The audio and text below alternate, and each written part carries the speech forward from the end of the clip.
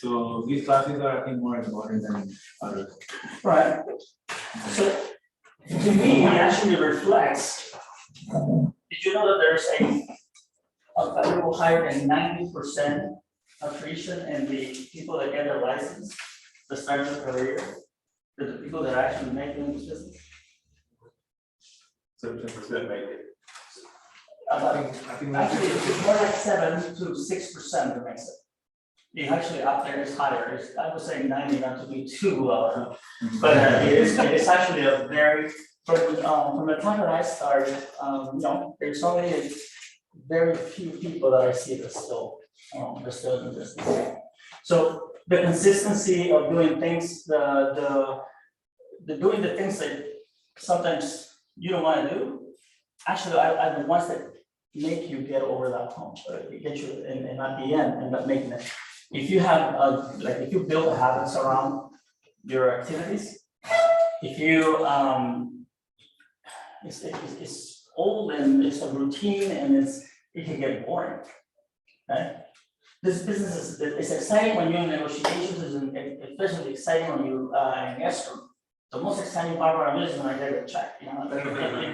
When they give you a check, that's very, very exciting.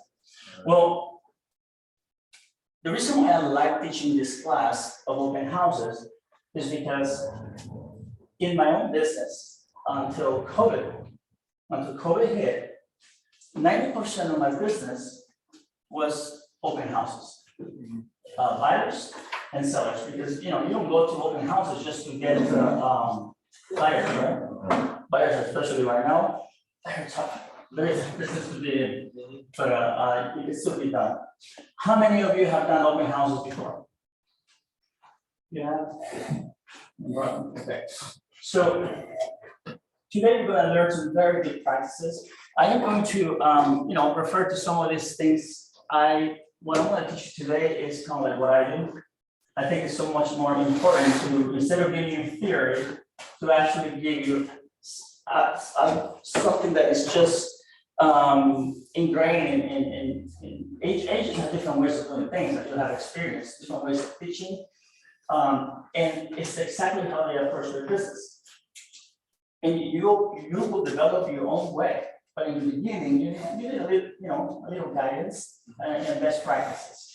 And out of those best practices, you're going to pick which ones work for you and which ones you prefer to do.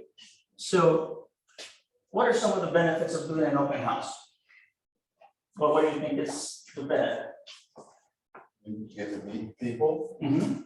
They're coming to you, then you have to go out to them or find them. Right. They might be interested. Okay, what else? Pick up buyers and sellers and get exposure. Okay, that too, especially if you have your own signs, have them out in the neighborhood, and marketing. What else? What is one thing that open houses do in other ways of doing this business doesn't? You touch a little bit on it. Gives So- you a specific reason to promote to people. Hi, guys.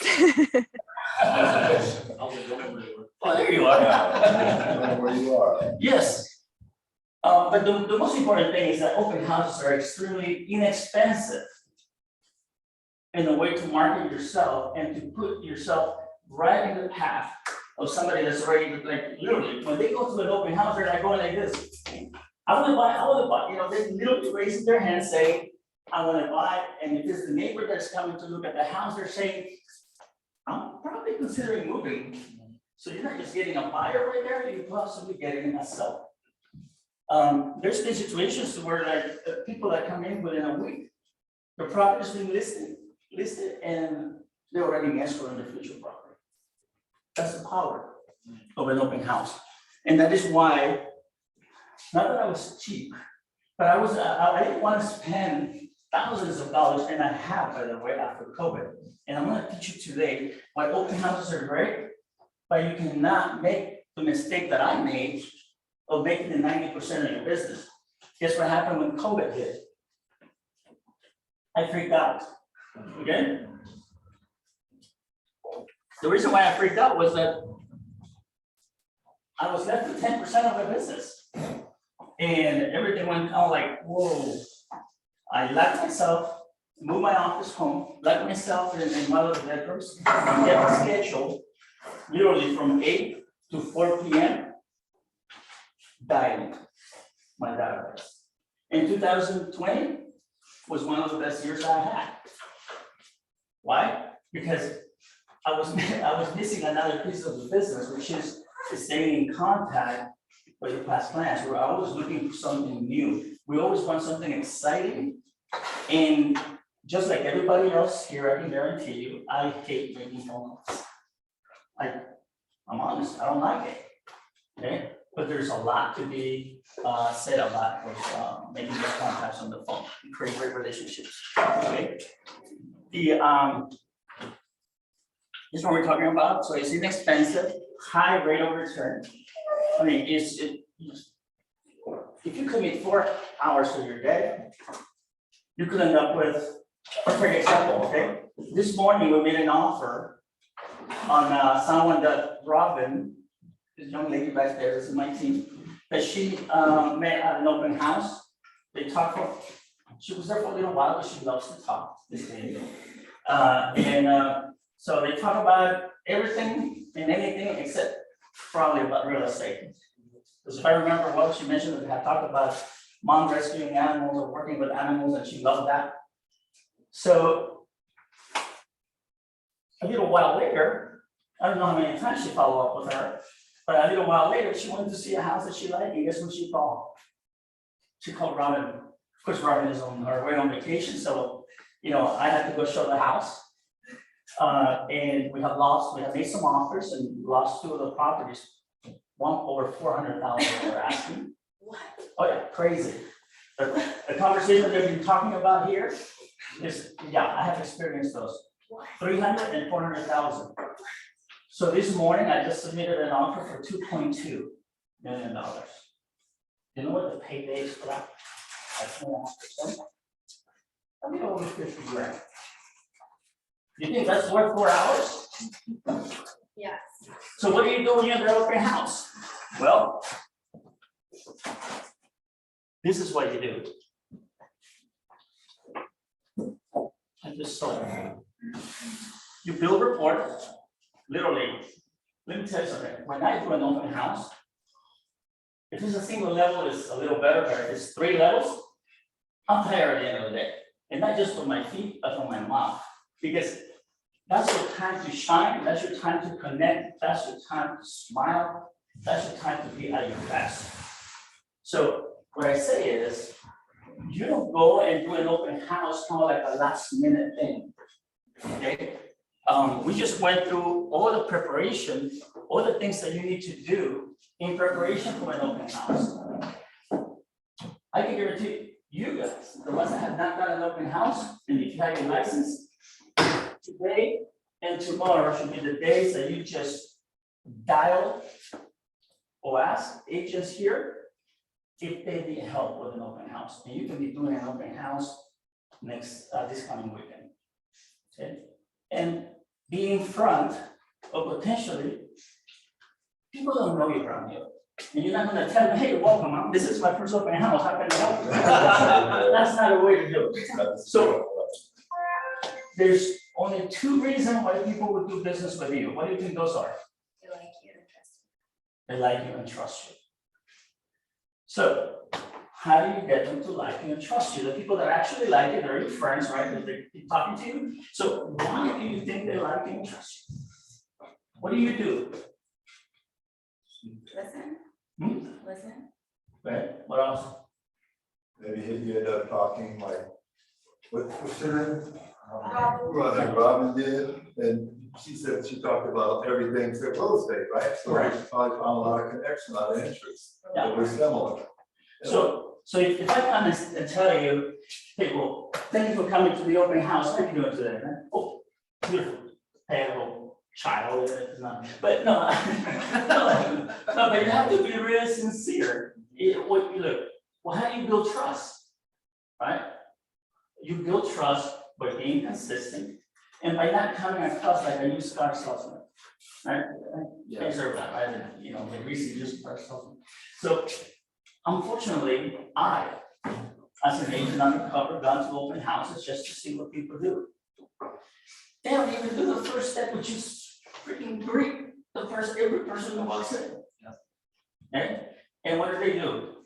They move out of the way, they say, well, there's a flyer over there, and sign in, and go look at the house and tell me what you think. I did you not. There was one that actually was looking out the window. Did I say hi? He said hi, didn't even turn. And I was like blown away. $2 million property in Redondo Beach. Listed? Like the luxury ones are worse. Well, because they're very, you think they're everything. So what you want to do is, people trust you to make eye contact. People trust you to be respectful. People trust you to keep your distance. Okay, especially if it's a woman, as a man, please just don't get too close, right? Because right away they're like, on the defensive. And the same thing with the opposite.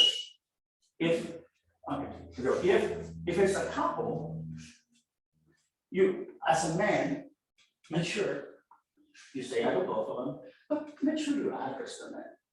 Or you're gonna find out it's real quick. Sometimes you find out who's the lead. Sometimes the man is the one pick back and the woman is the one that's engaging in conversation. You address the woman, but you always keep the man involved. Reverse, like a beautiful agent talking to the man, the woman's gonna be like, I don't really like this house. It's not the house that she doesn't like. It's just a pretty girl talking to her husband, is probably what she doesn't like. And unfortunately, we make those mistakes over and over again. What were you gonna say? No, I was gonna say, if there are balance, you have to strike with how much engagement that you get or you have. Because like going in a store, if I was in a store, you don't want a person always following, asking questions, this and that. And I think I heard somewhere that they may stand up a little bit because they don't want to over-engage. They don't want a person just in your face constantly telling me this and that, asking me questions. Stay back, let you do your thing. I agree, but I also disagree, and this is why. I don't let them just go and tour the house. I take charge from the very beginning, and they're coming and taking a tour of the house. So I get rid of that, telling them constantly, oh, did you like that? Or what do you think of the house? No, I take charge, and when I say take charge is, if you see them coming, go to the door, greet them within reason, like the distance. I mean, to me, being respectful, especially culture-wise, is very different too. So you have to study a little bit of psychology, and how to approach people. Have you guys done the DISC assessment? Any of you? Yes. Yeah. The DISC assessment is actually the different types of personalities. And when you get really good at that, you can actually, as they come in, as you say hi to them, right away you kind of know what the approach is going to be. Because if somebody walks in with their hands in their pocket, kind of like, suspicious, like they trying to avoid you by like, every possible way, you're gonna use that distance thing even more. But if somebody is like, from the moment they're walking, like, hey, they're gonna be all excited. Well, you better not be the agent who's like, hi. And I see that. Okay, so you have to adjust your personality to their personality. Because that's what happens. We naturally like people that are like fun, like us, right? People that are serious, they hang out with serious people. Serious people that are really happy, it just doesn't work. So you have to become more of a chameleon, more of a like, okay, how am I going to approach this person? That DISC assessment. Are you coaching with Sonia, PC? No? Okay, so see me afterwards. Actually, just go to TonyRobbins.com. In his website, they have something called DISC. And you can do the assessment there, it's free. And it tells you a lot about who you are. There's this is somebody that's kind of straight, wants to get to the point really quick. The I is somebody that's just loves to talk, go to the happy hour, somebody very social. And the S and C's are the people that are more like background, people that like to do the paperwork, people that are focused on detail. I'm nowhere near there. The S and the C, I don't know. I only know the D and the I. And that's a really good chart to have, right? Because we have people like this. So anyway, so you should be born. Monday and Tuesday should be the days that you secure an open house, period. And where are the sources? Look for listings with agents out of area.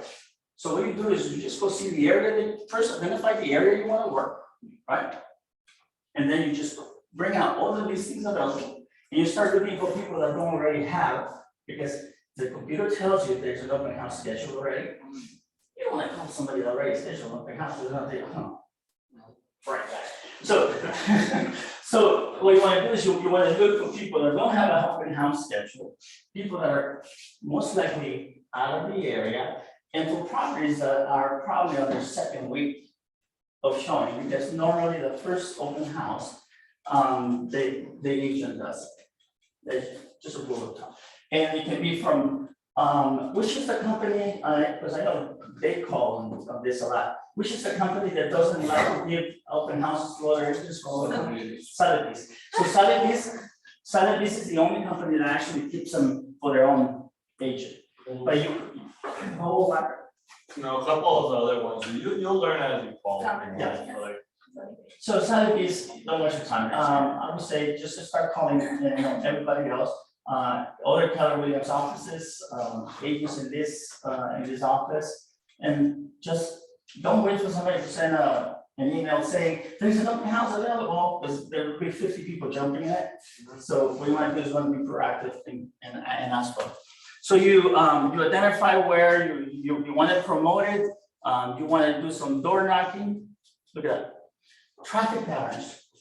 That's really important.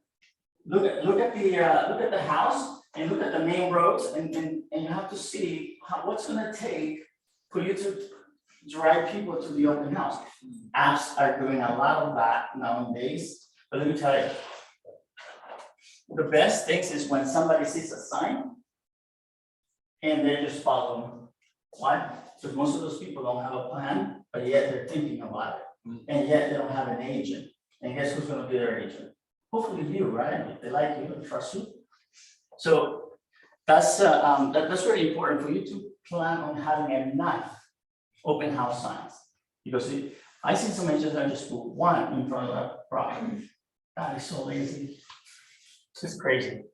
Okay, so you want to door knock. You want to put you want to do a social media ad about your open house. You want to do a door knock in the neighborhood. And it's easier.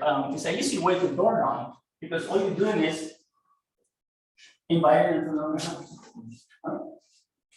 When you go and try to get asking them if they're interested in selling the house, a lot different than if you just invite them to an open house.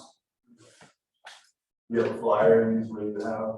You have a house that says open house, so you can even put invited open house. Whichever you. Wait, I tell people, if you don't have a flyer, don't worry about it. Grab some of your business cards and put them. It just anything. And those activities do pay out over time. Remember, what you try to do is identify as many people as you can to bring into your, which we're gonna see here. Oh, of course, take the way you're gonna capture leads is by having a book where people can register. And we're actually gonna be talking about what you need to do an open house. So, don't park in the driveway, or especially if there's no parking in the area. Don't park on the only parking available in front of the house. It's like, because people, if it's that easy, they just keep driving. Okay, so that's just something so simple, right? Some of the neighbors, they feel guilty because they think they're like prying on other people's stuff, but they come in, I'm a neighbor, can I see it? Oh, absolutely, I mean, you want to meet those people, did you know that for every house that lists, 3 others list in the neighborhood? So guess what I want to do? I want all the neighbors to come, and that's what is important, to go and at least drop off a flyer or door knock and invite them to the open house, because now you're looking at a potential listing and a potential purchase. And it's just, never turn your back on prospects, okay? Which I was saying earlier, right? I couldn't believe that guy. And then, especially for women, always check out the house, get there with time. This is one of the biggest mistakes people make. At the last minute, they're rushing, they're putting the open house signs, especially in the summer, they get to the property and they're like sweating because it's so hot out there, and they're like short breath, turning on all the lights. No, give yourself time to just, you have to get yourself in the right mental situation. So, people sense anxiety, or what they call it in real estate, they sense commission breath, right? If you're desperate, for a commission, they're gonna sense it, because people just act different. But if you just dare to you have to calm. I mean, I always tell people, be prepared. Every possible thing we have in these bags. We have stuff for the doors that says it's open house. We have some tops where stuff happens. Kids go in, they make a mess. This is what the open house. I have tape, a backup battery for the phones, lotion for the dry things. I mean, water, because you're gonna need water. And the only thing that's missing here, measuring tape. A knife not for the people that come in, but for the signs. Sometimes they break, you need to repair them and what have you. So you need a marker. I mean, any little possible extra business cards for the lenders. These things become very handy. Sometimes you have to hold something together. All this stuff is just basic essentials for the open house. I like these books because it even comes with a little sign that says visitors first sign in, or seller's request for people to sign in. There's a website that you can get these things. They're like $45 for a bunch of these things. After I just copy them and fill the holes myself. But this is what your bag should look like. Why? Because if you get the open house, the last thing you want to be thinking about is what am I going to throw in there. The only thing that's not here, which I usually is toilet paper. Especially for the houses that are empty, there's really nothing there. So you don't want to be caught in, on an emergency. So preparation is really, really important. So the idea is that now I see people that do open houses all the time, yet they still don't have business. Why do you think that is? Wow. How important is follow-up? It's everything. Okay, because I tell you, you can be capturing some good information. Yet if you don't follow up, you're wasting your time doing open houses. Okay, so for follow-up, how often should you follow up? Once in a week. Okay. Anybody else has a different? It says once a week. Once in a week. Well, and how do you follow? Right, so the moment you get that lead, that evening or the first thing Monday, they should go in your database and an email should go out saying, thank you for coming to the open house. I was gonna say thank you. Yeah, and also a phone call. Oh, not sure if you got my email, or I really appreciate, what I say is, I really appreciate you making the time very shorter, because when I get to talk to people, time goes by fast. When nobody shows up, man, it's not, so, it's just a very easy conversation. I don't know, who's gonna be mad at me for telling them that, right? So you should get them smiling, laughing. which is the same thing or the same approach when people walk in. I have had people literally coming like they're avoiding me, give them their space, but by the time I get into the second floor, I have them smile. And you just have to know when to jump in. But that's what you do is you maintain your composure no matter how rejected you feel. Because if they see you react to that, it's the end of it, right? So don't show disappointment, don't react to, don't react to it. And this one couple, they're actually my client now. They walked in, they just didn't want nothing to do with me. I can't remember what the husband said, but he was an engineer. And he said something about the house. And I just threw a little phrase and the wife just started cracking up. The wife was smiling, and then she's the one that started talking. And by the time we're on the second floor, I'm getting the husband involved.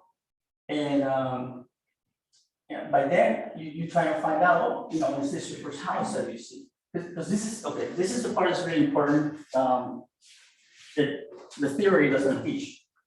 The questions that you ask are super important. Okay. First of all, remember, I take charge, right? I'm going to give them a tour. So what do? This book.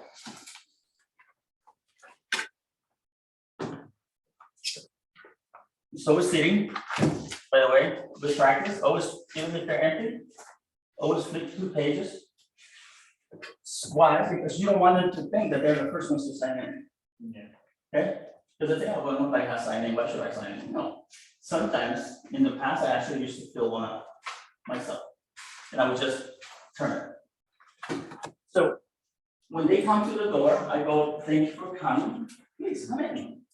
I have a flyer for you, but can you please sign in first? There's no, do you want to sign in? Can you please sign in? Please sign in. It's a certain, it's very, people are, look, my experience with people is that they're always people waiting to be told what to do. Yeah. And if you say it in a very secure way, confident way, they'll listen and they'll follow you lead. Okay. I hold on to the flyer, and by the way, I try not to disrupt them while they're signing in, because I used to make that mistake. The silence was kind of awkward, and I'd be like, and then they would like take away the pen, and some of them would not go back to where they were going. So let it be awkward, okay? Or if the other person is, somebody else is with them, let that person sign in, and then go and like, oh, by the way, here's a flag. Let the person keep doing what they're doing, okay? Now, when that person is gone, I come to the book, and there's a few things here that tells me a lot. First of all, how much information they gave me. And second, when are they looking to buy? And the other really important part is, do they have an agent or not? Did they put the name? Why is that really important? I was gonna ask you what is on the sign sheet? All right, Because if they don't have an agent, that's a potential lead. correct. What else? You don't make the mistake of talking to someone who already has an agent. I talked to him. I don't like me. Let me tell you, if something goes wrong with that agent, I want to remember me. I'm not gonna go and try to steal it from the agent, that's unethical. Yeah. Oh, why don't you want them to, oh, boy. Now, nowadays in the open houses, usually there's more than one group. If they have an agent, but there's another group that doesn't, guess who I'm gonna give my time to? No one without an agent. So this book tells me a lot. Another thing that's really important, how much information did they give me? Did they just give me the name? Do I have an email? I mean, I take a quick look and I know what I have to work for now, right? Because if they only give me the name, my goal now is that for them to really like me and for them to really trust me, because I want to get their phone and I want to get their email. So that's just the beginning. I haven't probably established or value or they haven't gotten to trust me yet, right? So I see that they didn't give me their phone number and email. That's trash, right? I mean, literally, that book, they just gonna go in the trash. Why? Because unless I go into Facebook or Instagram, but I'm stalking them. So I'm gonna work harder, yeah, if there's no agent, and if they're not giving me the information, for them to provide me with the information. And the way you do is this.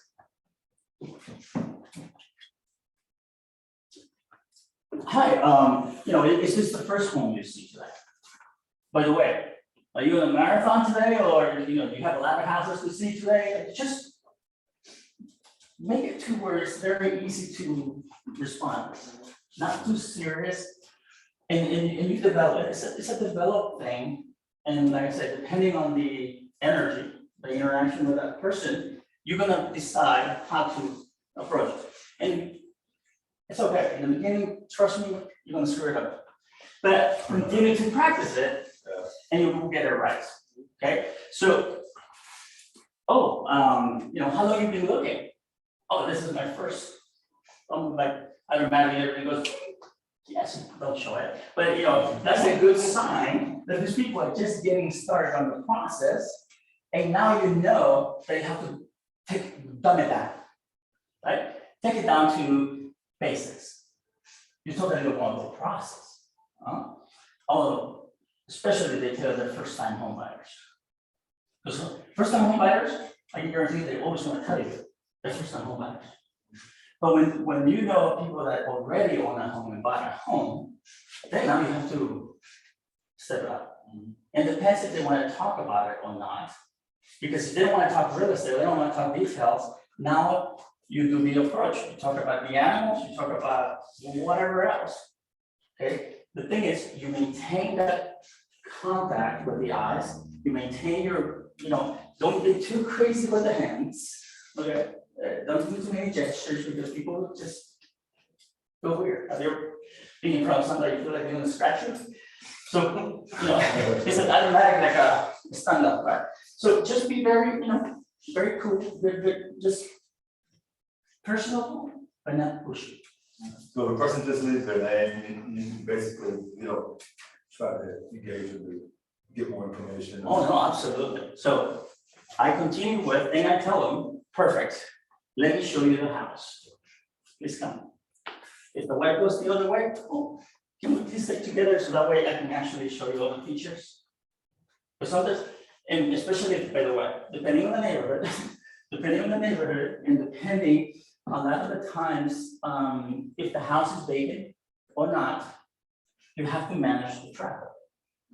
Because there's people that purposely show up at an open house, and there's like 3 or 4 in the family. Everybody goes in a different direction. Okay, you lose complete control. And something that says this material says is that if you take a laptop or if you take a tablet on your phones, don't leave those valuables just laying around. There's a lot of agents that their laptops have been stolen from an open house. Agents that have lost their tablets from an open house because people can easily, especially if it's a second level, you can easily be picked up. I can see that being the primary motive would be to try to steal something. Well, exactly. And that's why sometimes I just, there's cabinets that you can like put stuff in, your bag or everything, just hide it, don't leave it just laying around. And of course, the homeowner should be doing the same thing of putting their valuables away. So I take them, I show them, I tell them, I say, I'm gonna be doing this, especially right now with COVID. I tell them, I'm gonna be doing the touching of the doors and everything. If you need a door open, please let me know. But I have them follow me. I become their tour guide. Sometimes I even say, ready for the double tour. Just anything, depending on the personality, you're ready for the double tour or anything just funny that they will actually be in you change their mood into like smiling. The moment you got them smiling, then tell you got it. Okay? And it is really important. And sometimes those things are the ones that make people and they can happen. So I show them, and that's why it's good to go look at the house, feel the house before anybody starts coming in. I want to check. One time I didn't. And I opened the drawer and said, look, self-closing, boom. It wasn't, so. And it was so embarrassing, but, you know, first of all, it was a new construction, and most of new constructions, they all have the self, that, you know, the one soft closing, they call it. Yeah. And, no, I go like, boom, slam the drawer, I was like, oh my gosh, it was so funny. So you don't wanna do that, that's what we're here to teach you, that, don't, so you can learn the mistakes. So you're the one who doesn't touch it, so you don't encourage ever tell them, oh, just have a look around, if they have any questions, you know. encourage Not them. during COVID. Oh, very cool. Yeah.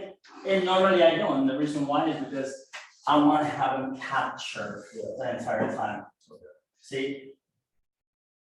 When you take charge, people will follow. You're giving them the power, by them letting them wander around and they exit when they want to. Yes. They don't exit until my tour is over. I'm in control. That's key. And if there's anything you remember of this class, is have your authority and your confidence level with a smile, okay, on. Because that's what makes the difference in open house. Because even though you know, you can be funny, happy, everything, you don't have to give your power away. So your power is in them following your lead. So you literally, you show them, and that's why you go and find out early what the features are. So you can actually show them the feature, walk them through the property. So what are you thinking? And at the same time, you're asking, so have you made any offers yet? You talk about the market, how difficult it is right now, but we're having, how much are you pre-approved for?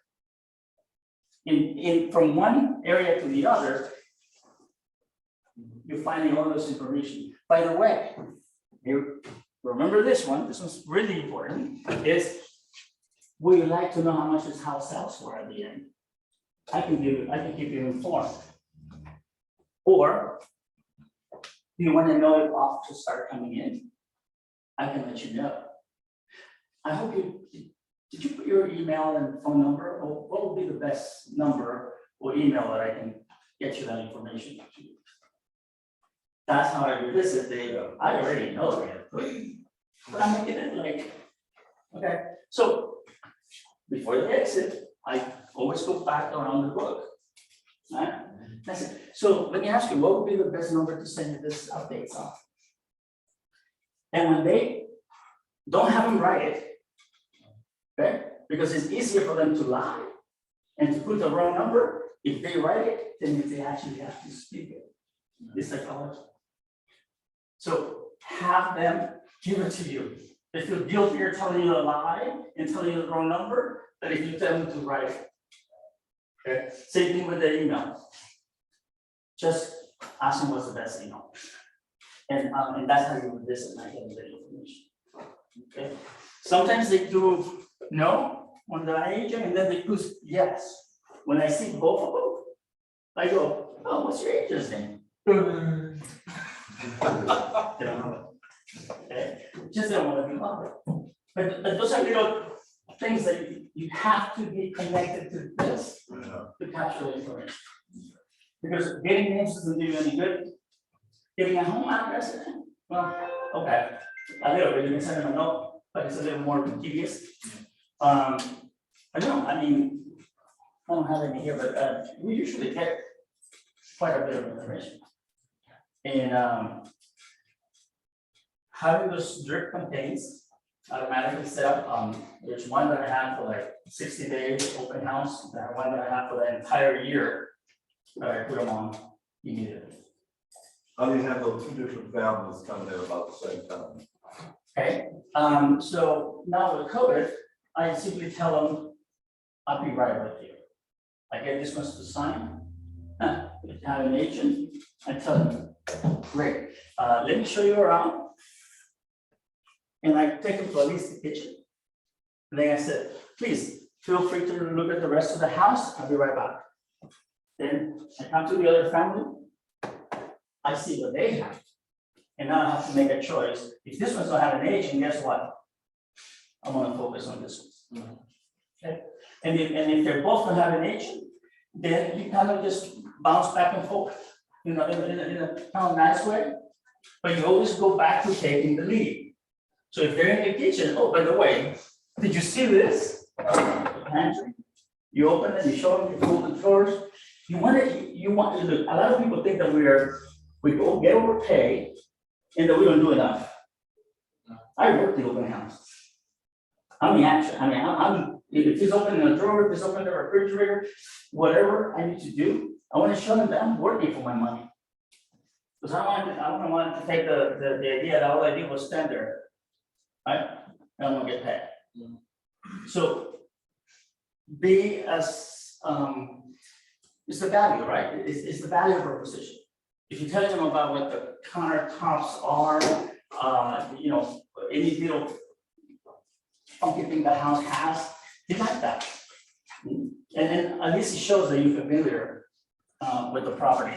So don't be afraid to talk. Like I guide the conversation and I guide the tour. Guiding conversations is that if you want to, like if my goal was to get that information, I'm gonna guide that to be able to get to where I say, I need this. So this is just a lot of different things that people do. A lot of people take water, take cookies, take food. I say, it's up to you. You want to know what I do? I don't do any of that. Because I don't want to remember the cookies. I don't want to remember or make a mess in the floor because there's always something or someone that's going to decide to eat a cookie in there, cut the cookie, and now I have this beautiful brand new floor. And that's why I keep my little towels and stuff like that because it always happens. Okay. So to me, these are distraction. That doesn't mean other agents don't do it. Okay. I want them. So this is what it is. So it's a competition. It's a talent show that they go to. If nowadays people have 5 or 6 properties that they're looking at that day, what's your goal? What your goal should be, you know, that's what I asked him. I said, well, are you just looking at this one? Did you see the sign? Did you see your neighbor? I'm trying to find out what is it they're doing. Because if they say, oh no, we have 5 other houses to see today, what should be your goal as an agent? Make it a memorable experience. Right. Nowadays, before it used to be that, service and value used to be measured by the industry, right? To measure who was the best company, let's say Macy's, all the companies related to clothing, their survey will be based on that industry. Not anymore. Starbucks is one of the companies that actually changed that for us. Why? Because they didn't focus on just selling coffee and doing a good job on coffee. They set up an ambient. They set up a place where you can actually go work, a place where you can actually go meet friends. They just took it to a different level. So customer service now is viewed the same way. Because if they have a great experience with you, so you're right.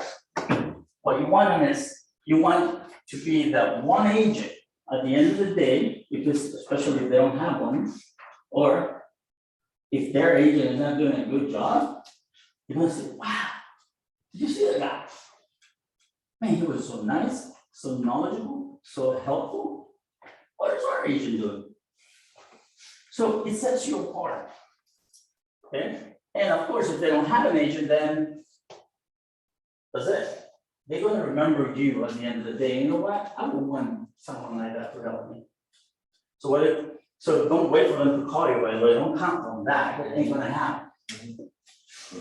When you call them, another thing I do is I always, like an anchor, I always try to remind them how I met them. I always try to remind them if they thought something was funny or if they actually like something specifically.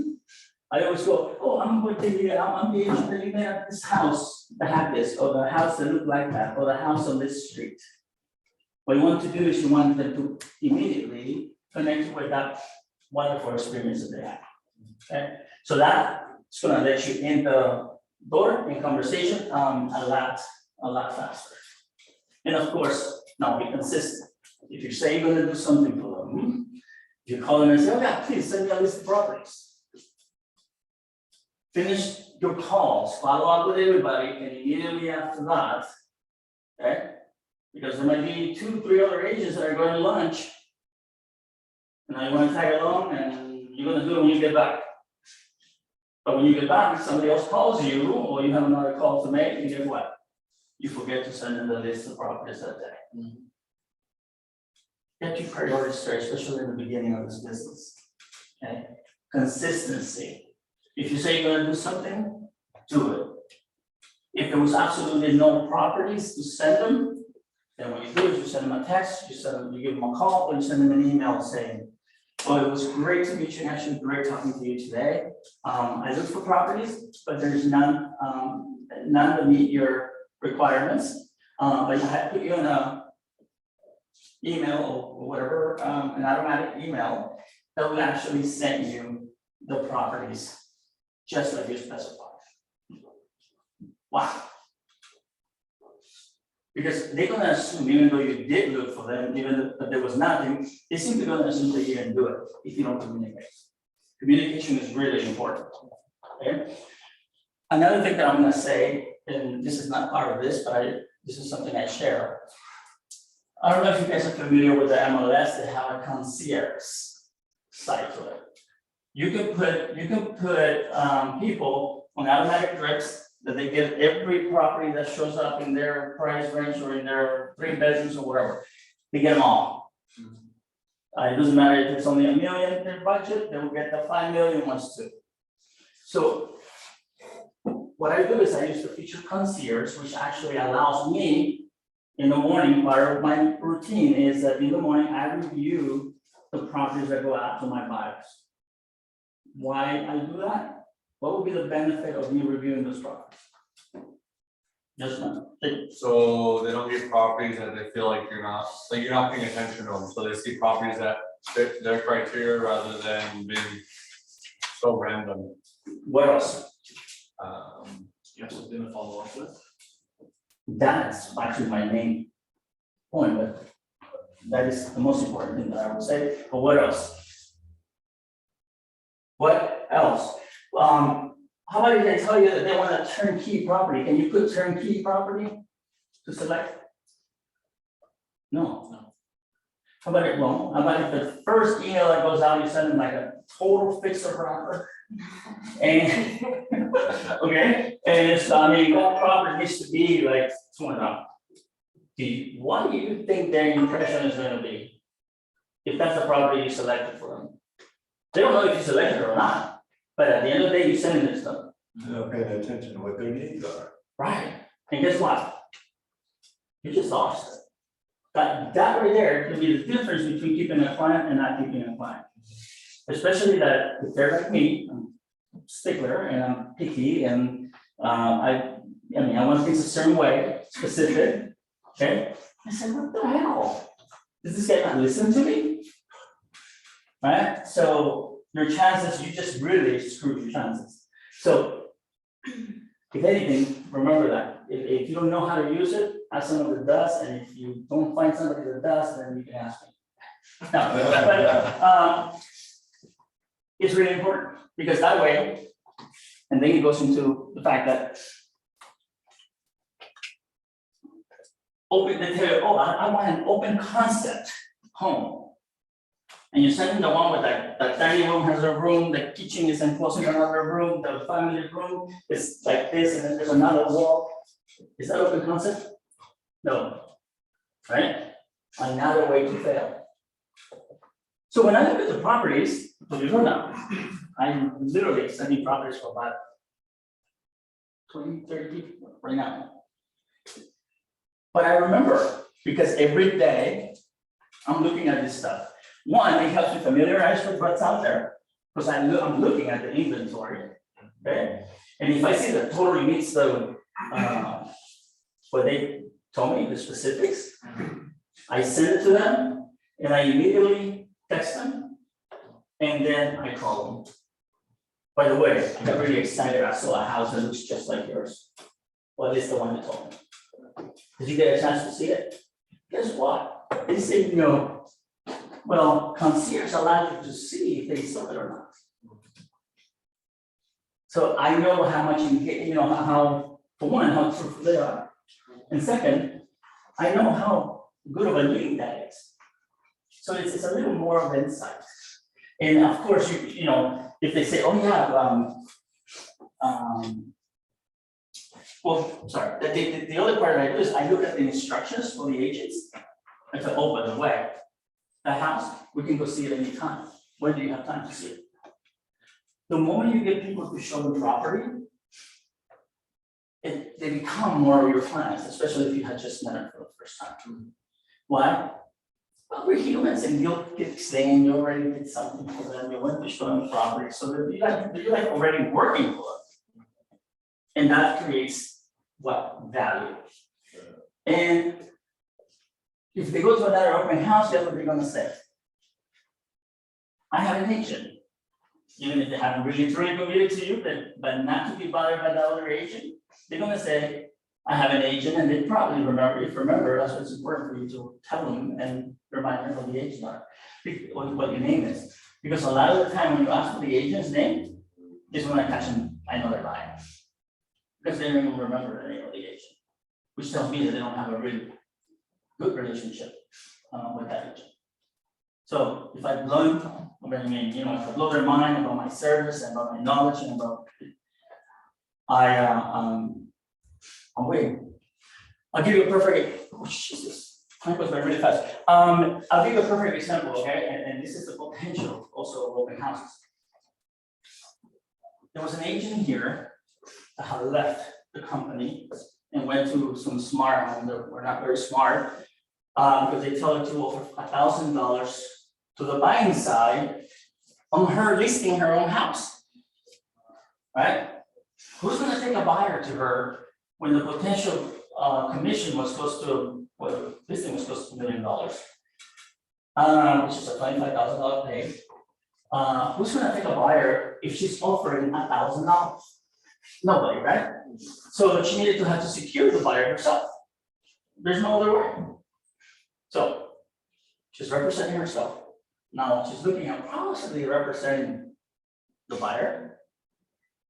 That's like a perfect combination for a lawsuit, right? When you represent the buyer and the seller in a transaction that you don't own the property, it's a potential lawsuit. But when you see your own home, you're representing the buyer and the seller. I mean, it was just absolutely crazy. So I convinced her to actually offer at least 2% and to allow me to do an open house for her. So I went and did the open house. A lot of people came in. She secured an offer from another agent. Didn't say thank you. But the one thing that happened, I picked up about 7 leads out of the open house. One of those leads decided to sell with me in Carson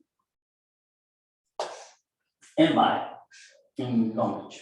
So it was 500 and about 850 purchase.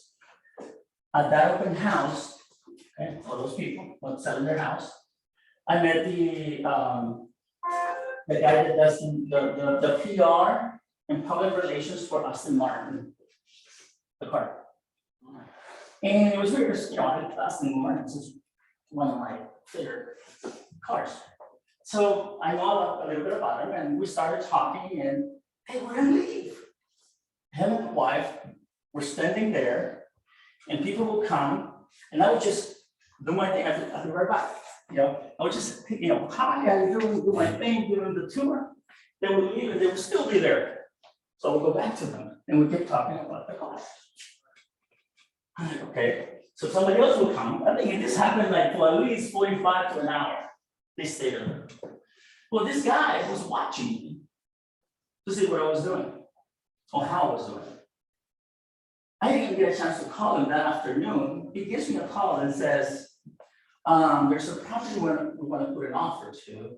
Can you write an offer for us? I'm like, yeah, absolutely. And it turned out that somebody had made a way much higher offer, and we lost it. But then he says, well, you know, we're thinking of consolidating. So we need to sell our property. My wife's dad needs to sell his property. And the wife needs to sell her property because they were married, but they were living in separate properties, which that's a long lasting marriage, by the way. So I ended up with 3 listings. And out of that, 1 open house. And I actually end up selling them in Holly Glen, a triplex for 1.5. Out of that open house. And out of the same open house, for that good deed that I wasn't even paid for. Okay, so this is a blessing. Another gentleman calls me that he wanted to get pre-approval, so I brought him to Chris, got him pre-approved, sold him a condominium in San Pedro, okay? And a year later, we got moved for work, so we needed to lease it. It was funny because I had just sold my home and I was looking to consolidate something. So I leased his property for a year, okay? He says, just give me whatever it takes to make my payments. So something like, I put it on the market for 2,700. He gave it to me for 2,200 for me to move in there. But then 10 months later, he gets told that wherever he was going, that he was not coming back to his regular job, that he was gonna stay there in Portland. So he goes, I need to sell the property. And I just moved in there. Well, I said, absolutely no problem. I'll sell it for you. So I had, and literally I found the same similar unit across the street. But the interesting part on this property is, and I just want to show how the continuation of the business. Okay, so I leased that property for 480, because the last one exactly like that in a little better condition has sold for 480. So I listed for 480, and I told him maybe we can push it for 490. I said we're gonna put it on the market at 458. I always list under. I take the listing at a certain price, and then I show him my marketing, and then we put it for under, so we can generate multiple offers to sell in a week. So I told him, I said, hey, I just bought brand new furniture. I said, and because the whole thing, I needed to move. I said, I'd like to hire professionals to move me. I said, will you help me with the move? I said, you give me $2,500 if the property sells for $490. Only if it sells for $490. I didn't think it would sell for $490, but what the heck. Well, he goes, no, he goes, oh no, I'm sorry. I asked for 2,500, but something came up with if the property sold for 490, we'll split the difference between 480 and 490. So I ended up getting $5,000 if the property sold for $10,000 more as a bonus. I'm like, okay, because I wasn't sure if it was going to sell that. And the thing was that I got offers at 480, 485. And one came in at 490. At the last minute, I got one for 501. Okay.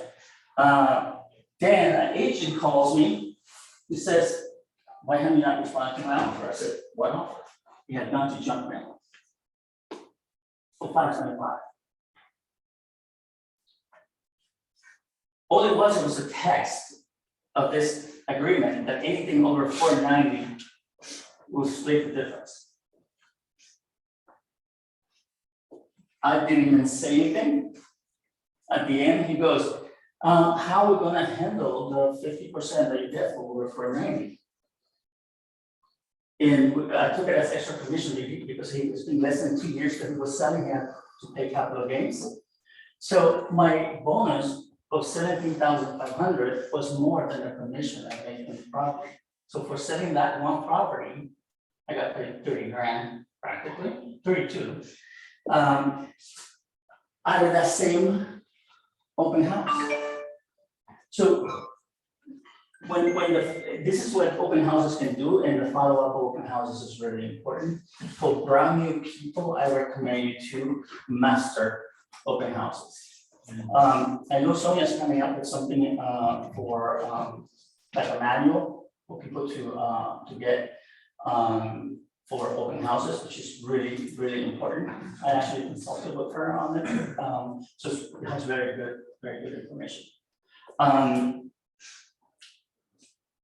The one thing that I've learned is do not make open houses the only source of leads. Because especially with the awakening I had with COVID, it was like, whoa, it was scary for a moment. Yeah, but I still make it my first go-to. If you're starting out, and like you said, you ask someone, help you do an open house, what's gonna be your position during an open house? Do both of the agents, you and the other agents show up at the open house, or are you asking them, can you do an open house for them? Okay, so the way you do this, well, actually, Max, you're pretty good at getting open houses, right? What do you tell the agent when you call to ask for an open house? Just simply to say, I was hoping to maybe have a possibility of hosting an open house this weekend. Just as simple as that. Yeah. I'm looking to do an open house. I noticed they haven't scheduled an open house. We would like you to roll your property open. Okay. I do great open houses. I will send you an update at the end of the open house of how many people came and if there's any interest in the property. You can text, you can email. If you call, make sure you sound confident and make sure you sound knowledgeable. Okay? And you should always try to go for out of area agents and properties that are big. Those are the easiest ones to get. The reason why is because they don't have to worry about anything in the house and what have you, and they don't know you, sometimes they don't know you. When somebody tells you, oh my gosh, I just gave it to someone else.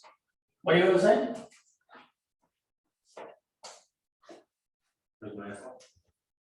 And can I host that next week? And then also next week. Oh. Okay?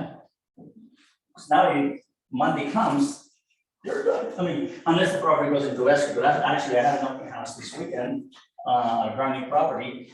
And literally the day before, they got offers on it and, well, it's not, I didn't have an open house. But I had quite a few showing, so it was good. But you want to start that Monday, Tuesday, and when do you stop calling and emailing and trying to get an open house until you get it? If that's what you want to do that week, make your focal point and you don't stop. Same thing with following up with open house leads. You call them until they tell you to go do something horrible to yourself. So you just continue to call them. Seriously, they give you the information. To me, I give them messages. If I call again, then I left a message because writing notes is really important because that way you know what you did last time. Because if I left them a message last time I called them, the next time I won't leave them a message. But I go and set them up on that automatic email. Now, if you see that they're not reading the emails and they're not responding to your messages, this is what I do after a little while. That's it. By the way, this is Aaron Alcides, met you at the open house, you give me information, and I just wanted to know if you're still interested in buying a home. And also, I want to know if you're no longer interested and you don't want me to call you anymore, can you please call me to let me know? I've never gotten a call back telling me not to call them. I have gotten calls back and say, you know what, I'm so sorry, we're so busy that I just really haven't had a chance. Please continue to stay in touch. When we're ready, we'll contact you. I guarantee return the call, right? How you say that though is really important. Okay, just say politely, like, you just don't want to be bothered. At the end of my campaign on emails, if there hasn't been any responses, there's one that says, where did I go wrong? I tried to contact several times. I was just wondering if, you're still interested. But I'm sorry I didn't cover this. I just really like to share. Please do read this, okay, on your own. This is really important. I call it the funnel. And what you want to do is, it doesn't matter if you're really excited because you're like showing property to one of the buyers that you met and please do not stop lead generating. Because what you wanna do is you wanna grab as many as you want, you wanna throw them in the funnel, because all they're gonna do is gonna be circling like this, you're gonna be calling them, you're gonna be texting them, you're gonna be moving them, until one goes, that's the one that goes into escrow. Okay, and don't celebrate until that closes. Because, this business is not difficult. Okay, it's not, it's very easy. The difficult part is in getting people to trust you and then getting people to want to work with you.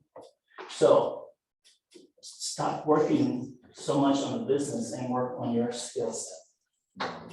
Okay, practice. Some of the stuff that you're gonna do, you're gonna think is stupid. Some of the stuff that you think is going to be boring. Some of the stuff, but if you don't have the foundation, there's no shortcuts to this business. The only shortcut is your mom wants to sell, and she feels bad enough to use you. Okay, so that's a quickie, but it's about your skill set. You know, and don't be afraid to mess it up. Don't. Just go to the open house and at the end, review when you're by yourself. By the way, if you can ask somebody to shadow too, like you can shadow other agents, ask them. If they have an open house, they don't have an open house, could I come and just watch? Don't expect leads and don't go expecting for them to split their leads with you. Because you're there to watch. Some people actually like, oh, so does that mean like if something happens? They want to go watch the agent and they ask them if they want to split the leads. No, if you're just going to watch, you're just going to learn. Okay, but if you're hosting the open house yourself, then those are your leads. So, okay, that's the way it works. And if there's an agent, if there was one, that says that if somebody in the neighborhood decided that they want to sell, you have to turn over the lead. Say thank you very much. I'll go find something else. Yeah, there's some crazy stuff. So the understanding is that when you host an open house with someone else, the leads that come out of it are yours. You have to make sure to secure the leads, make sure to secure the home, and make sure that your materials are correct. Like your flyer has the right pricing. Sometimes they might adjust. If you got the open houses on Monday, they might have a price drop in the middle of the week, but you take your flyer on Tuesday. So can you please check on Friday that the price is the same, on Saturday, that the price is the same, and that they have put open house, that they have made it public, because sometimes people forget. And that's your responsibility to remind them. If you see that there's no open house showing on the property, then how many people do you think are gonna come to the open house? Not too many, right? So make sure you check those things. Just, I mean, little things that we as agents have learned the hard way. I Yes. have a question. So we're calling agents that don't have open houses. Well, if they already have an open house scheduled, that means that they probably have somebody that's hosting it already, or they're doing it themselves. So what you want to do is you want to focus on the properties that have been on the market more than a week, or at least 14 days, they're vacant. And also the brokerage or the agent are out of area. And normally you can tell by clicking, by looking at the phone to start with, then you click on the brokerage address, and it's going to tell you there's in Orange County somewhere. And those are your better chances. Yeah, and then phone call, text, or whatever. But to me, prepare that spiel about like, hi, this is so and so. I'm looking to do an open house, and I know there's no time on schedule. Can I please hold the foot? By the way, I do great open houses. I put a lot of signs out, do great flyers. Even if you don't have somebody else helping you do the flyer, it doesn't matter, but you need to come across that time. And if they say, oh, well, you know, we have someone that's gonna do it this week, then you're going to, well, if it's still available, which I hope it's not, but if it's still available next week, will you allow me to do it? I can send you my information right now. Just being humble and being assertive has to be married, has to be kind of very close together. But you don't want to be too humble to where you're not confident. And they're like, well, you know, they're gonna just judge you on that and not give it to you. So it needs to be a combination of it. Nice, assertive. Do you feel like you have more luck with like Keller Williams agents? Absolutely. Yeah. But you know, many times happens to where there's not enough, especially right now with the inventory the way it is, that everything is jumping in. I would suggest look for the products that have been sitting for them, especially if it's your first open house. Okay, and by the way, pay attention to the signs. Because sometimes you might put them pointing in the wrong direction. It happens. I mean, it does happen. Sometimes you're crossing the street, right? And you want to beat the light, because you want to get back, and then you put it the wrong way. Because I went to people, I put it, and then I cross the street back, and then I look back, I'm like, hey, I have to go back. I have to go back to fix it. It's just little, I mean, little things that it will experience your master. So do not be afraid to do an open house. If it's your first one, especially your second one, like the property has been on the market for 90 days. Why? It's rehearsal. You go and you go practice putting the signs, you go practice opening the house. You know, even if nobody shows up, you freaking need an open house and you know how to set up next time. It's a learning thing. And you never know. I mean, somebody might just be walking down the street, they haven't freaking seen the property, they see your signs and walking in this one. They want to sell. And then you're like, what do I do? Well, you tell whoever's mentoring you and you tell them, absolutely, when would be a good time to meet? Right after the open house. So, I mean, that kind of stuff does happen. But if something like that was to happen, just make sure you establish a relationship with whoever's mentoring you to see if they can assist. Normally, I don't mind to, for buyers, absolutely. Do not be afraid to ask for the appointment at the open house. If they say, yeah, they're interested, yeah, we want to work with you, I go, what day is good for you? By the way, I'm gonna make sure the lender is there too, so that way you know right away how much you qualify for. This is what you need to bring. Appointment. I have had little kids actually pick me for as an agent. This family, right here, they bought a house in Hollywood Riviera from me, and they listed their property like in the same week. They walked up on the second level of the house. The 2-year-old, now she's like 5 or 6. The 2-year-old walks up the stairs and he runs and it's like, oh, just comes and hugs me. And the parents go, oh, I guess she picked our agent. Seriously. And then right after the open house, I go show them property. Several times, I would say at least 1 out of 5 open houses, I go show property after. To people that came to the open house. I told them, I said, oh, by the way, there's a similar property somewhere else. If you're interested in looking, I can open it up for you. I just need to finish up here. Can we meet there at 4:15 or 4:30? You know, if they're still in the area, they're like, sure. So I just close the door, leave the signs, and I just show the property, then I come back. So if you're married, tell your wife about the possibility and let her know ahead of time, or you don't get home and they hit you with the sign. No, so it's really important. Ask for the appointment. Offer to show. See, what I do is I have my I do a lot of Redondo. I usually have my laptop or something open to where I can show them all the properties. And sometimes if it's not too busy, I open the MLS and show them, what do you think of this one? What do you think of this one? You're working for them right away. Guess what? They have an agent. I can continue to talk, but I know I'm supposed to stick to 1 hour. If you guys have any questions, my office is right here behind the conference room. And those 3 young people back there, they're part of my team. And Rob is the one that we're actually waiting to hear if we're going opening escrow today for 2.2.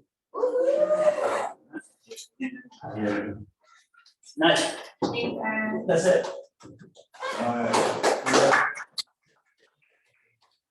Yeah. Some survey, like basically filling out surveys. I saw something in the back here saying about a survey, but I wasn't sure if I needed to ask a question. There. But I don't know if they're tracking it. Anyway, if you guys ran into a jam and you need help, we have a question, you can always I'm here pretty much sometimes 7 days a week, but Monday to Friday, I'm always in my office and I am accessible. So feel free to ask questions, and if I can help, I sure will. And if you guys are interested in something like this when you guys get going. I'm gonna leave a copy of this and the website is on the bottom. So you guys can make it. Thank you. All right.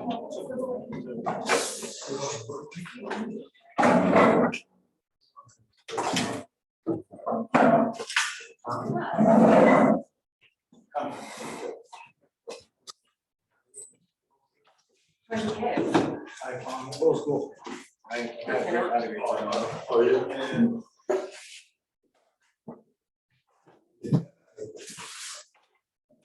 Got some new beer, live. Here. Yeah, it's,